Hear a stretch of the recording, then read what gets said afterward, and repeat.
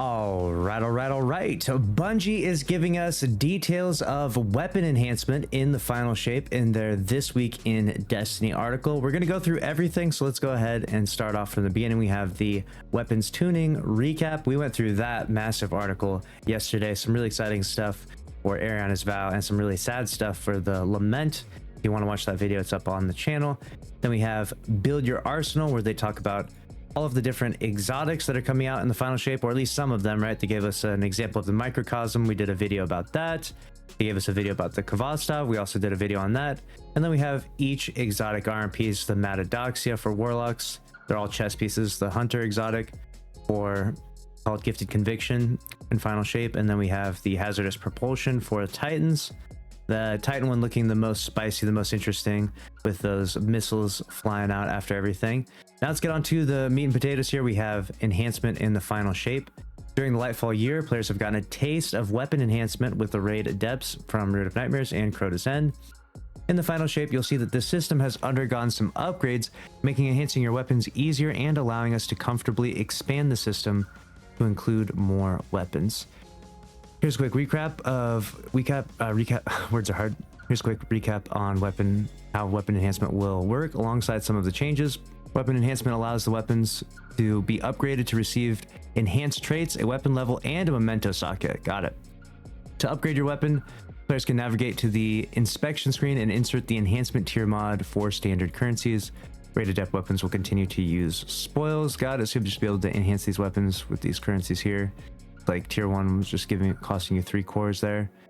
Enhancement tier 1 replaces your masterwork and provides the weapon with an enhanced intrinsic that matches the stat of your old masterwork. Interesting. Provides a weapon level and a date you first enhanced the weapon and memento socket.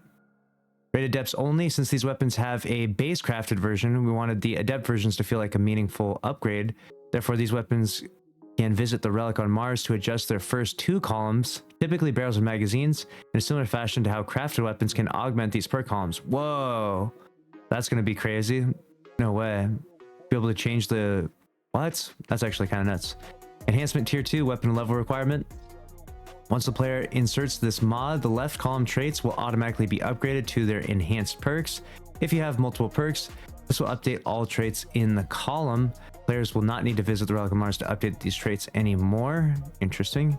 Then we got enhancement tier 3, weapons level 17. Once the player applies this mod, the right column weapon trait perks will automatically be upgraded to enhanced. Like the left column, this will upgrade all of the traits present and does not require visiting the relic. Okay, whoa, double enhanced perks. Look at that. You have enhanced slide shot, precision instrument, enlightened action, and harmony all on here. Very nice. Weapons getting crazy now. Customization is about to be insane. We've heard the feedback that weapons should have more avenues to acquire enhanced traits. In the final shape, all new weapons will either be craftable or have access to weapon enhancement. In addition, weapons that remain active drops in the following activities will be eligible for enhancement: Vow of the Disciple rated depths, Guardian Games, King's Fall Adepts, Gambit, Competitive Crucible, all of them. Wow. Trials of Osiris, Crucible, Iron Banner, Vanguard Ops, Nightfalls, and the Prophecy Dungeon. There you go. This will include older instances of these weapons, as long as they have an origin trait. Unfortunately, due to some tactical constraints, there are a handful of weapons instances from before Season 17 that have origin traits that are active drops, but they will not be eligible for weapon enhancement. If a weapon is not actively dropping in these activities and playlists, or it's under the legacy focusing options, it will not be enhanceable when the final shape releases. If weapons are reissued and become a part of playlist active drop once again, we'll update older versions that have origin traits to enter weapon enhancement. Very nice. This is going to be really cool. Looking forward to that. Make for some really crazy god roll combinations and the ability to swap perks around and stuff. That's cool. Now on to mementos in the final shape. We've received a lot of feedback on weapon mementos, especially as new mementos have released in our seasonal events. In the final shape, we have a few changes coming that impact how you store mementos and apply them to your weapons. Crafted and enhanced weapons will no longer need to visit the relic on Mars to apply mementos. Players can apply the memento of their choice directly in the weapon inspection screen. Cool. Memento stat cap limits will be raised from 1 to 3. Got it. A little less stingy. Mementos will no longer be stored alongside the player's consumables. When the final shape launches, your mementos under your consumables will show as faded Then once the faded memento is dismantled, you'll see +1 memento added to the weapon inspection screen as a virtual currency. For players who figured out how to get around the original memento stack size limits, this will allow you to dismantle all those mementos safely, even if you temporarily go over the intended stack limit of 3. If you're holding 3 or more of a particular memento, it will not drop again until you spend your mementos to be under the stack size limit of 3. Got it. Reduce fragment costs at Ikora in the final shape. So we got subclass fragments. They used to be 25,000 glimmer. They're now going to be 10,000 glimmer. Nice. Pantheon grows stronger. This week we've been taking on Rhulk, -15 power. It's been brutal. Let me know down in the comments if you've been able to successfully beat it. I've beat it several times now, but it's definitely not easy. It's definitely not easy. We're working on some different strats each time now. We got Rhulk, Disciple of the Witness. We get a little bit of classification of what he is. First Disciple of the Witness. Okay, Dread, Resonant. So he's a part of the Dread, so there's no mod that's going to work on him other than, I guess, just boss spec would be the best one. We got hazards, all the different stuff that he does to you. Got some intel on him in regards to his lore. Yeah, the lore of Rhulk is actually pretty exciting, or pretty interesting too.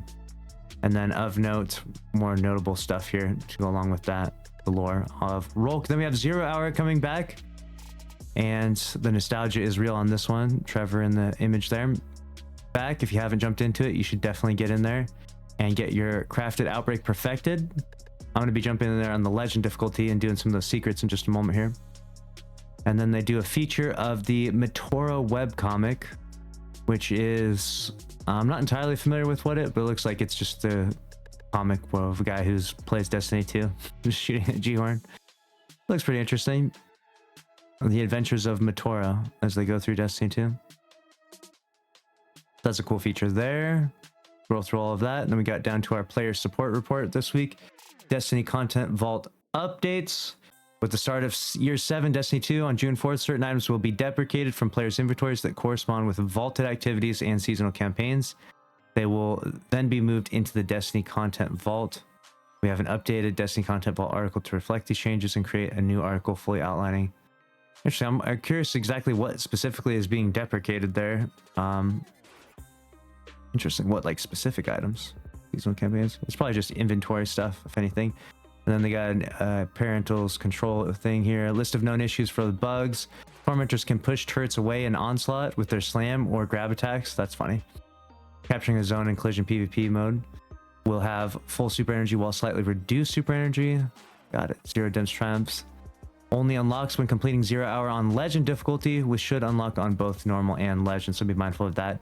You're out there running your 0 hours. And that's everything. They got the artist of the week. They got the movie of the week. Very nice. Looking forward to the weapon enhancement coming in the final shape. Let me know your thoughts down in the comments below. And I'll see you in the next one. Thanks for watching. Later.